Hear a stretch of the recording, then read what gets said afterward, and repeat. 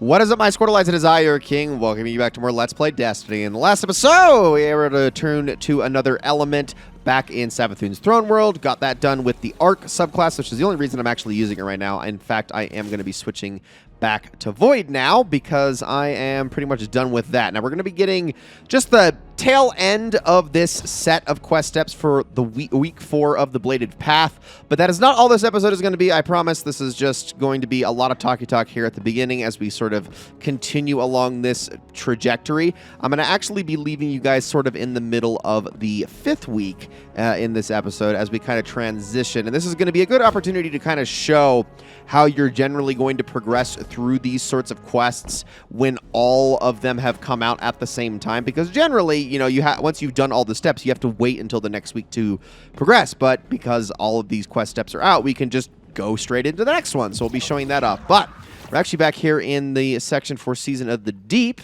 because Ikora wants to talk to us here for whatever reason. Welcome back, Sloane. It's good to be back. But from Asa's impressions, I guess this isn't a social call. Unfortunately not. What do you know about Eris's plan? Only that she and Asa are bound by some kind of hive ritual. I was against it, but like Asa said, sometimes we have to become our enemies to defeat them. That's exactly what concerns me. Sloane, I need to speak with her. No. Asa's done enough for the Vanguard. She's barely recovered from... I will speak. Bound by a covenant. Tithes held between a current.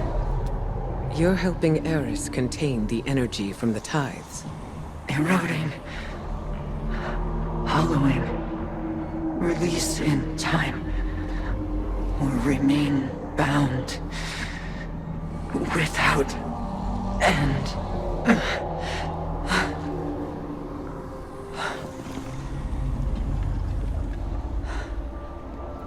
If the ritual goes on for too long, Eris will be trapped as a hive. And Asa will be corrupted. Twisted into something horrible. Ikora, I'll tear the tower to the ground before I let anything happen to her.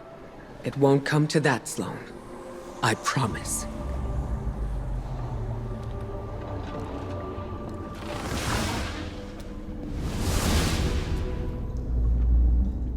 I see. A little outside help, huh? Although she just didn't seem to wake up to tell us all that, but whatever. All right, off to the holoprojector we go, and this is going to be sort of the conclusion to this set of quest steps. Let me actually check my postmaster to see if there's anything worth grabbing in here. No, it's a legendary engram that I left. Nothing special. Well, I was hoping there might be something in there, but I'm sure we'll get some good drops from the end of this quest step, or at least, well, we might. I don't know if I can't guarantee that, of course.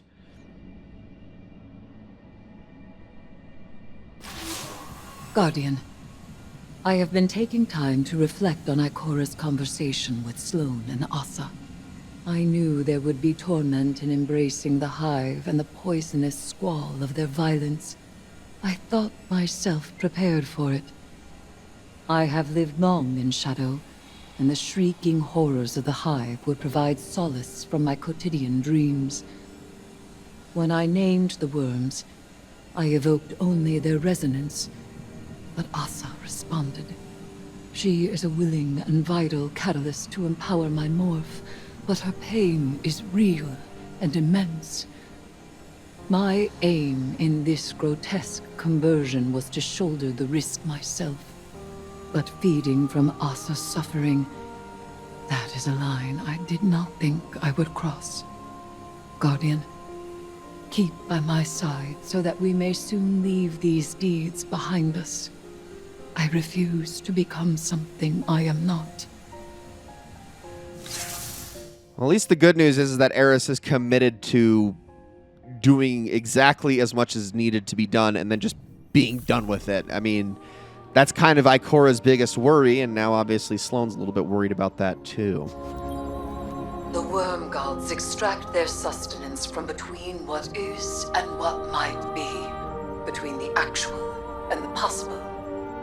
When the Hive made their ill-fated pact with these worms, they gained immortality and the power to make of the world as they willed. Few beings in this universe derive their power this way. The Queen of the Reef believes it is the same method as the Ahamkara. The Wish Dragons were too dangerous to exist. So is Xivu Arath. My connection to Asa is regrettable. But this was the only path towards my goal. I invoked the worms, and she answered. And did you know that this would happen? It was possible. As all things are possible with this kind of power. This bond has not been attempted since the worm gods made their bargain with Witness. Asa may have rejected it then, but the desire to overpower the universe with one's will is woven into her being. She is not beholden to it, not addicted or enslaved. The deep is not her nature. But I have tangled myself within this desire through the use of the staff's larva. Now I possess her power. This could kill both of you. That risk is ours to take. Damn. All right. She is, she's committed. Asa's committed. I suppose that's a good thing. But we're going to jump right on in to the next set of quest steps. This is week 5 out of 7 that we are about to begin. And this is where things are going to get really juicy because we're actually going to be finally unlocking the final activity in Season of the Witch. And now, it's not what you think. It's not like Savathûn Spire or Altar of Summoning. It's actually something unlike anything we've seen in the game up to this point. Let's interact with the holoprojector. Guardian, I just finished briefing the Hidden. My reports on Eris's connection to the proto-worm Asa did not land well. There are concerns I cannot dismiss, because I carry them as well. The actions of the Witness will have far-reaching and dire consequences. But so would allowing Eris to be consumed by the Hive. She is studying the Hive from the inside, and the tithes grant her insight, as well as strength. She may yet discover a way to defeat Xivu Arath. Eris has always been determined. Now she has incredible power to match. I trust her to guide us through this. But I fear she may not know when to stop, or even want to. The only thing we can offer her now is support. That is why I need you at her side. Continue your tithes, Guardian, for without them, we are lost. And can you guess what that means by continuing your ties? That's right. Of course, we need to jump back into the Altars of Summoning. So we're going to do that for the remainder of this episode, and then we will leave the rest of this quest for next episode, I think. That's probably the best course action. Do I have a witch key? I do. I have 3. Look at this. They just shower you. I already have way more witch keys than I do deep dive keys or salvage keys because it's so impossible to get any of those. And I've got 3 of them already just by doing the bare minimum. I didn't play any strikes for these, which I did have to farm for deep dive keys and defiant keys. Much better about actually doling these out throughout this quest, these series of quest steps, excuse me.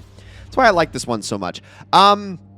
I suppose, though, as we jump into this is actually a really good time to talk about this season's place in the story, and also to kind of talk about, we're actually going to take a moment to talk about Destiny's story as a whole, and I know it's a little weird for me to throw this in now, as we are at this point in the season, but I do want to go over this at least a little bit. Oh, you're doing that one? Okay. I mean, you're not supposed to, but whatever. We'll do these ones, I suppose.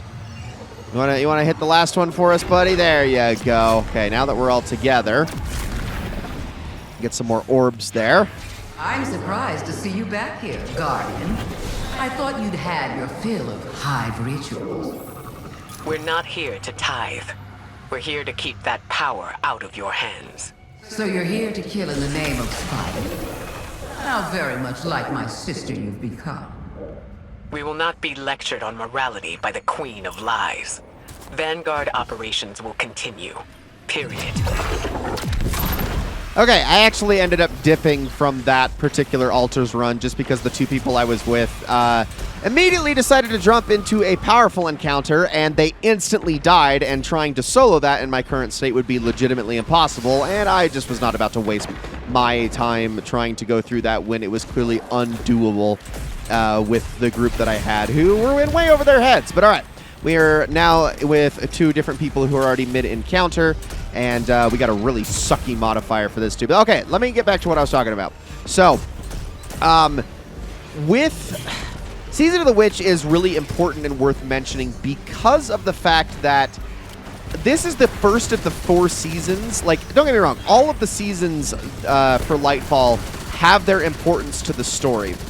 But there's a lot of theories and a lot of things to be said about the way Lightfall was implemented into the story that makes Lightfall incredibly frustrating and also makes people question about the Bungie's intent for a lot of the things with the story.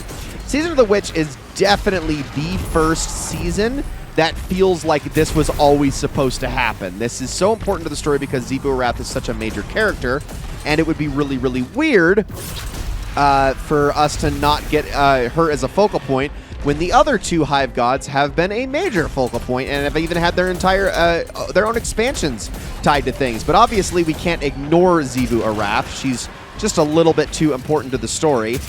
So we need to have some closure with her. And Savathun obviously did have a plan that she had told us about during the Witch Queen that is going to be necessary to bring up and go over at some point in the story leading up to the events of Lightfall. Why are those void things still going off? I've always admired that about you. So this season feels like it belongs. Season of the Wish, for reasons that we'll see later, very much feels like it belongs. But Season of the Deep and Defiance are a bit more shoehorned in. I actually buy that Defiance was planned more than I do Season of the Deep, because in a lot of ways, Season of the Deep is, well, it's just there to rectify for... That's the wrong one I just shot there. It's there to rectify Lightfall's mistakes. I mean, it's there to explain things about the Veil and things about the Witness that Lightfall failed to do. And this is, of course, down to the fact that a lot of people believe that Lightfall was not supposed to happen at all. Lightfall was not even an expansion that was planned until... I want to say it was like a little bit after Beyond Light was a thing. Witch Queen had been data mined and the Final Shape had been data mined, but Lightfall was announced kind of out of the blue. People were a little bit more surprised to hear about that one existing as an in-betweener, and it is often theorized that Lightfall was just kind of put into the game as a holdover because there was no way Bungie was going to be able to deliver Lightfall in the time frame that they had set for themselves, which makes sense. I mean, they didn't want people to wait 2 years between expansions, so they made Lightfall a sort of a holdover. And I get that, but it's also a big part of why Lightfall sort of feels incomplete. It feels like the odd one out, the black sheep. It feels like Neomuna as a concept was sort of shoehorned into the game, and a lot of people don't like it because of that. And you know what? I'm in that camp. I'm not a huge Lightfall fan either for much of the same reasons. But the seasons that are going on during Lightfall do still feel very much and very important to the story. But Season of the Witch is, at least as far as what people think, is probably the one season that was actually supposed to be almost its own expansion, or at least something a lot grander. It actually feels like this content was conceived much more in advance. It feels like it's... it just had a grander plan behind it, more story. It's much more robust than any other season before it, even if it isn't necessarily any more content-rich than Season of the Deep is. It's just got more going on when it pertains to the actual story itself, which is why it gets such high praise. Now, again, this is all conjecture. This is all a theory. None of this is actually true. Bungie themselves have gone on and tried to debunk some of these things, like, no, Lightfall was always planned. And a theory that is also often posited is that Strand was originally intended for the Witch Queen. Now, this is only really a thing because Strand is green, and the Witch Queen has a very green atmosphere to it. That's the only real thing that anybody, like, the only basis anybody has for that theory. So It's not necessarily confirmed. It's not actually a true thing. It's just one of those things that you kind of have to take with a grain of salt when people tell you that. But the rest of it is stuff that, while may not necessarily be 100% true, it's definitely stuff that we can glean. It's definitely stuff that makes sense. So it is worth mentioning. And I certainly feel like there is something about it. There is something to be said about that theory as we go through Season of the Witch. And you'll see why. Like, again, as we proceed here more, Season of the Deep was sort of the expansion, or the sort of the season that was just kind of there to, again, make up for Lightfall's failings. And now we're really getting somewhere with Season of the Witch. Now we're going to be really getting somewhere with Season of the Wish once we get to that as well. And so that's why it is all...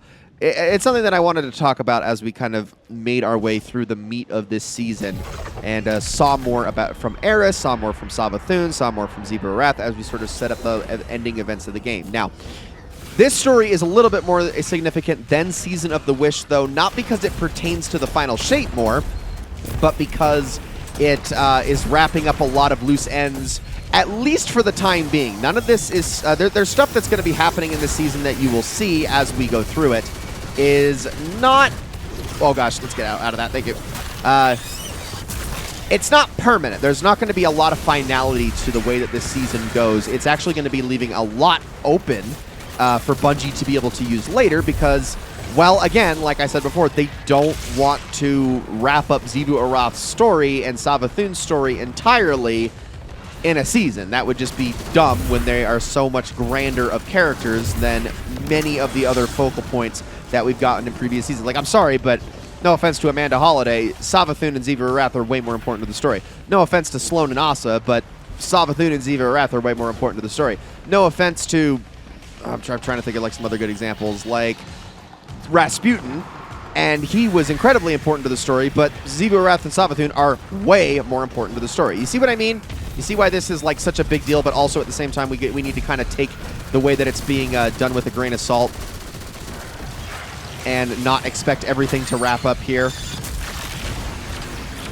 is because of how major these characters are. All right, let's see if we can't grab a few more of these. And we still got about, oh gosh, I think this is honestly going to be the last one we have to do because I've been doing these at tier 2s.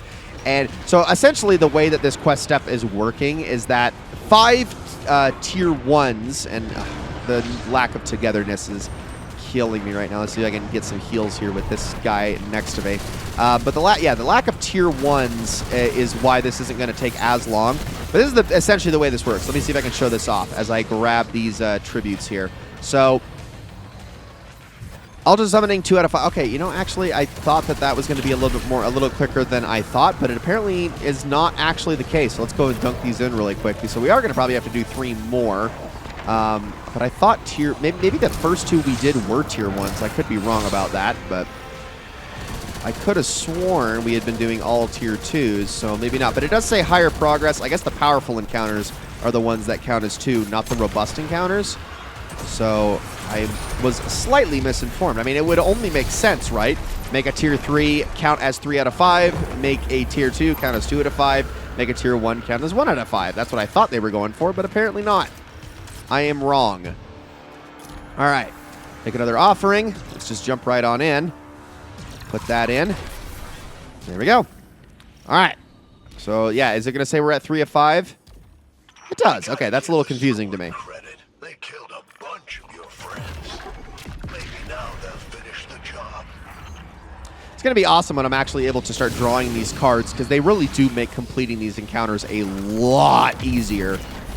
When you're able to get heavy ammo and special ammo like crazy, or faster super regen, or more damage resistance, or all these additional things, it's really, really nice to have those at your disposal. All right, ooh, we got 5 solar crystals we got to bring over here. Well, at least that was a super quick one, and I barely got any scorch stacks doing that. All right, where is the next one? Although with togetherness, it's going to be really helpful. You got that one, buddy? Yep, you do. Okay, I'll let you handle that. We'll just kind of stay by him so he can keep regenning, because togetherness is a terrible modifier that it was made by evil people. I don't know why they thought this was a good idea, that you have to be constantly next to each other to even get health regen. Of course, you can circumvent that with things like Restoration and Devour and whatnot, but it doesn't make it less annoying. Oh, put that away. Thank you. Okay, and then I will use my Solar Crystal to keep reprocking Devour as I go. Please don't kill this Scorn guy here. I need him. Thank you. He tried to, but I still managed to do it. There we go. All right. Very cruel of them to not allow you to sword swipe to victory with that relic either. Gotta say. Okay, where's the next one at? All the way over there. Well, luckily it jumped down over by where we dunked these, so that's a very short trip for him to make. So off you go, Mad. You got more up there. Cool. Hi, everybody. Oh my gosh, there's a ton of them up there.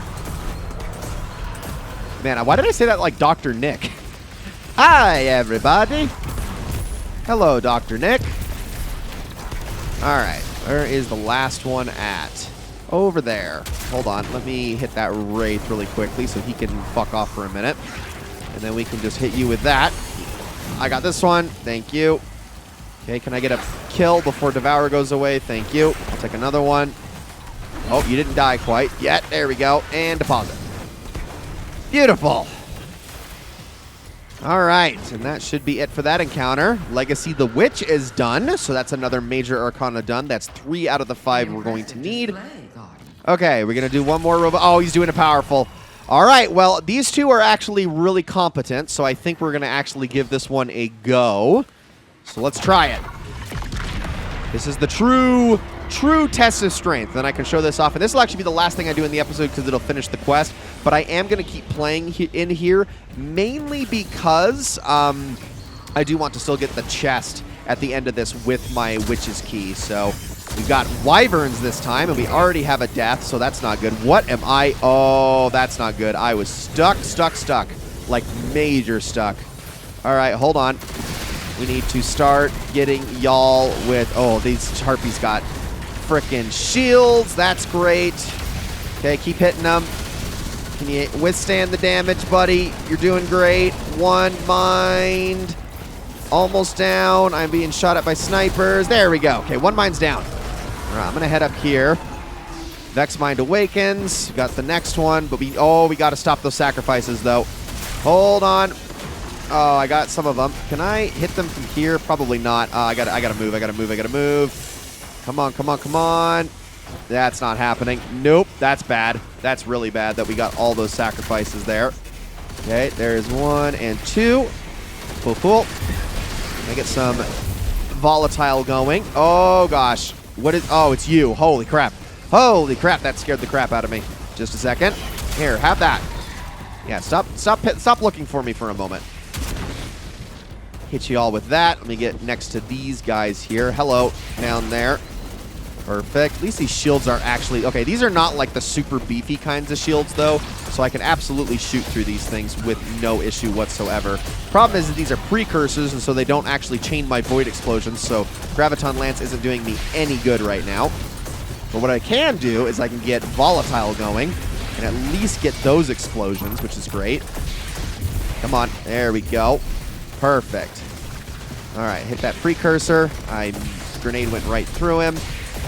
There's so many of these things. Okay, where is that big guy at? There you are.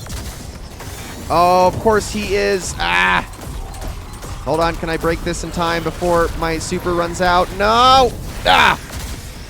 Get that shot off, thank you. Okay. We gotta prevent Vex sacrifices. Quick. Oh, come on. Putting your frickin' shield up, man. Get away. There goes 1. Gotta go fast. And he's gonna do that too. Oh, man, they are all making their way over here. Okay. We're hiding. Just a second. Volatile. Yeah! I actually stopped him that time. Oh, my goodness. Okay, can we actually damage this guy? Oh, it's the last mind. All right, that's perfect. Okay, this guy, okay, you two need to stop dying. I'm like the only one staying alive right now, and that's not good. I really need you to keep going because we've only got 1:42 to complete this. This is why these powerful ones can actually be a bit tricksy. Okay, I'm going to throw that down there. Oh, there is the other mine. So both of the mines are awake. Oh, that's a pain in the butt. Wyvern, don't you come up here. Oh, I see what you're doing. Come on. Oh, I wanted to get that finisher. There we go. We're good. Okay, can we hit? Okay, we need to get that other mine taken down. I have no freaking heavy, though, so that's going to kill me. All right, where are you at on health? Okay, not bad, not bad, not bad. I'm going to kill your little friend there. Ow. All right, that's an issue. Just a second. I am trying to get some damage here. Oh, man, we're not going to be able to do this in 57 seconds. Can you two, like... Hell, okay, there we go. There's some damage. Oh, why is it just regular Hammer of Soul, bro? It can't be the frickin' Burning Maul with Pyrogales, because that would be some real damage here. Okay, that one's down. We just need to kill the last one. Get up, get up, get up, get up. Yeah, that's what I'm talking about. Whew! That was a tough one, and that is the result of a powerful summoning. Sweet! And we also got a seasonal challenge for doing that, too. I will take that. Okay, something strains the boundaries of the ritual. Oh, we can probably show this off really quickly, too, because this happens sometimes in Altars of Summoning. Really quickly. Let's see. Okay, yes. So, Tithe with Haste. We have a little bit of an alternate one that we're going to do here really quickly. So let's try to do this real fast. So we're going to grab these Void Crystals here. And what we need to do is we're going to use them on the boss here. So let's take him down. There's a lot of damage that you can do with these things.